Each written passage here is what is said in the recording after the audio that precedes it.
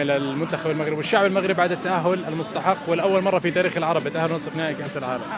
الصراحة والله كانوا فخر للعرب جدا، يعني كتير انبسطنا لما فازوا وتحمسنا كعائلتنا، كنا عم نحضرها مع بعض.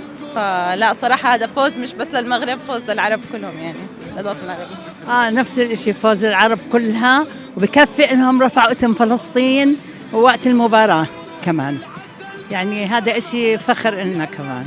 لهم اكيد مبروك، شرفوا العرب وكان فوزهم كتير حلو، وان شاء الله بيربحوا الكاس هن لانه بيستحقوا بجدارة. لبناني مش لبناني كله. انا مغربي. انا مغربي من دار بيضاء.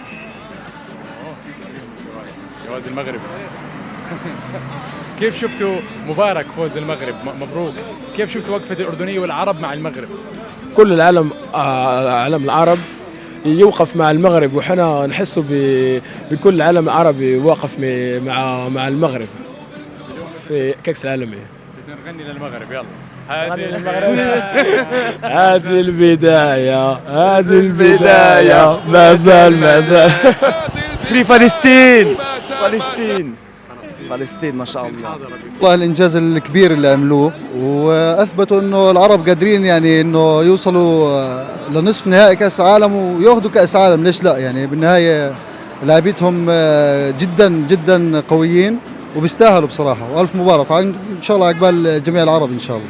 منتخب عربي والف الف مبروك لهم، ان شاء الله النهائيات يتاهلوا لها ان شاء الله وياخذوا الكاس عشانهم اخواننا عرب. يعني المغرب ما شاء الله عليهم جمهور وشعب واللعاب وما شاء الله عليهم، ويعني جد ابدعوا امبارح بالمباراه، وكفي ان احنا عرب وفزنا على اجانب، وهذا بكفي لحاله.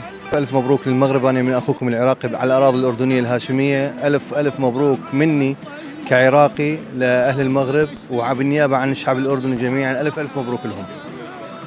الف مبروك، تاهل هذا مش طبيعي يعني الصراحه، الف مبروك من القلب حبيبي. والله اكيد انه عشان منتخب عربي وبنقول لهم الف مبروك، وان شاء الله انه النهائي لهم، فاحنا مبسوطين كثير بهذا الشيء.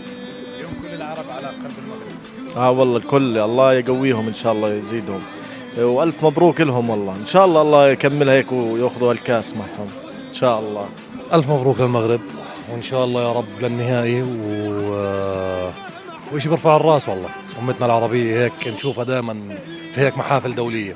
المغرب جميلا أيضا، لقد لعبت لعبا رائعا أيضا، لم نتوقع أن تلعب بهذا اللعب الجميل أيضا. كما قال صديقي مارتن هنا، اسكون نعم، كان المغرب يلعب وكأنه يطير ويرفرف أيضا في سماء الملعب.